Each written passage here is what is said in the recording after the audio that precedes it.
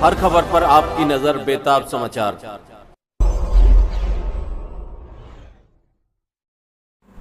हमारे साथ मौजूद हैं आम आदमी पार्टी के वरिष्ठ नेता डॉक्टर एपी जोशी साहब। डॉक्टर एपी जोशी साहब, गठबंधन ने यहाँ उत्तर पूर्वी दिल्ली से कन्हैया कुमार को उम्मीदवार बनाया है और मनोज तिवारी भाजपा से उम्मीदवार है, तो कैसी टक्कर मान रहे हैं आप लोग? बहुत जबरदस्त टक्कर होगी और निश्चित रूप से कन्हैया कुमार की जीत होगी, क्योंकि दोनों पूर्वांचल के हैं और जो 10 साल का जो कार्यकाल रहा मनोज तिवारी का सबसे घटिया रहा।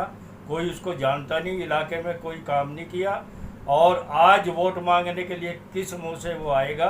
इनके पास कोई काम नहीं रहा पिछले 10 साल में। मनोज तिवारी ये कह रहे हैं कि मैं लाखों वोटों से जीतूंगा और कन्हैया कुमार तो वहाँ बिहार में भी हार गए थे और यहाँ भी उनके साथ कोई अभी जो है उनकी पार्टी के प्रदेश अध्यक्ष ने इस्तीफा दे दिया है। इस तरह की बातें चल रही हैं। ये बिहार नहीं, ये दिल्ली है और दिल्ली का जो आदमी है वो जानता है सब कुछ।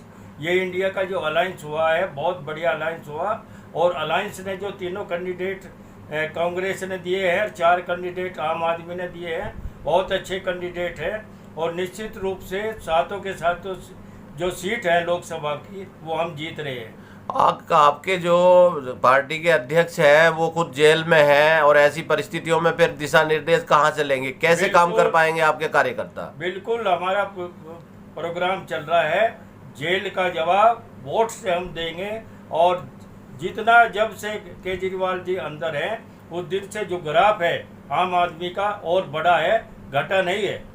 आम आदमी पार्टी की जो सरकार चल रही है, आप लोग बिजली, पानी, शिक्षा, स्वास्थ्य की बात करते हैं, तो क्या ये मुद्दा लोकसभा के वोट में तब्दील हो पाएगा? बिल्कुल तब्दील होगा। सबको पानी चाहिए, सबको शिक्षा चाहिए, सबको स्वास्थ्य चाहिए और सबको लाइट भी चाहिए। ये जरूरत के मुद्दे हैं और ये हमें आम आदमी पार्टी की जो यहाँ सरकार है वो प्रोवाइड कर रही है और उसका जो आज लोगों की जो भावना है, आज जो देश में चल रहा है, बिल्कुल संविधान को अगर बचाना है तो हमें इन 7 सीटों पे इसको हराना है। मोदी सरकार ये कह रही है कि पूरी दुनिया में डंका बज रहा है, अर्थव्यवस्था बढ़ गई है, बेरोजगारी खत्म हो गई है और आज भारत के प्रधानमंत्री ऐसी पोजीशन में है कि यूक्रेन में युद्ध रुकवा देते हैं। तो क्या इन सब बातों से, और देखिए राम मंदिर बनवा दिया और बहुत सारे धार्मिक इशूज चल रहे हैं, अभी मंगलसूत्र की भी बात आई थी वहाँ राजस्थान में, प्रधानमंत्री जी ने कहा, तो इन सारी चीज़ों से कैसे निपटेंगे आप? मंगलसूत्र की जहाँ तक बात है 2020 को आप याद करिएगा और वो देखिएगा, ये जो सामने पिक्चर थी, लोग भूखे प्यासे रास्ते में भटक रहे थे और जा रहे थे जहाँ कोई इनकी व्यवस्था भी नहीं थी, कोई गाड़ी घोड़ा इन्होंने नहीं दिया, पैदल गए और लोग मर गए, रास्ते में ही मर गए, बच्चे उनके मर गए और उनको उठा के वे चल रहे थे। वो याद है अगर किसी को 2020, तो कोई भी आदमी बीजेपी को वोट नहीं करेगा।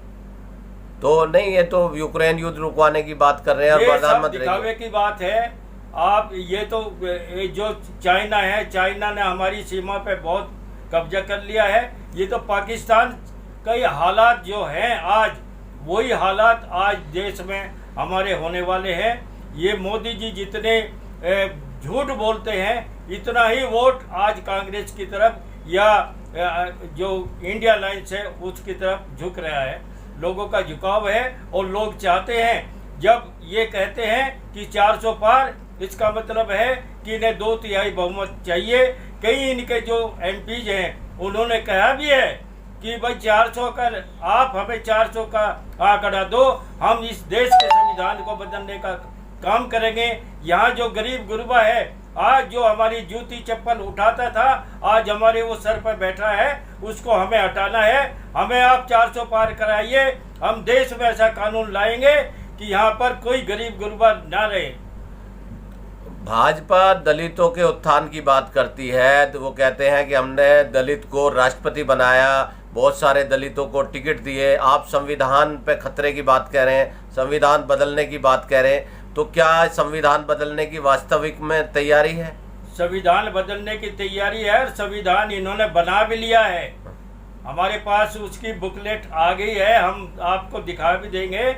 इन्होंने संविधान बदलने की पूरी तैयारी कर रखी है। जहाँ तक दलितों की बात है, जो हमारी आरक्षित सीट है वही इन्होंने दी है। इसके अलावा और कितनी आरक्षित सीटों पर जो अनारक्षित है, जो रिजर्व नहीं है, कितने एससी को लड़ाने का काम किया। यहाँ 7 सीट है और 7 जो लोकसभा की सीट में 4 अलायंस में आई थी केजरीवाल जी के, उनमें से 4 में से भी एक दलित को लड़ाने का काम केजरीवाल सर जी ने किया।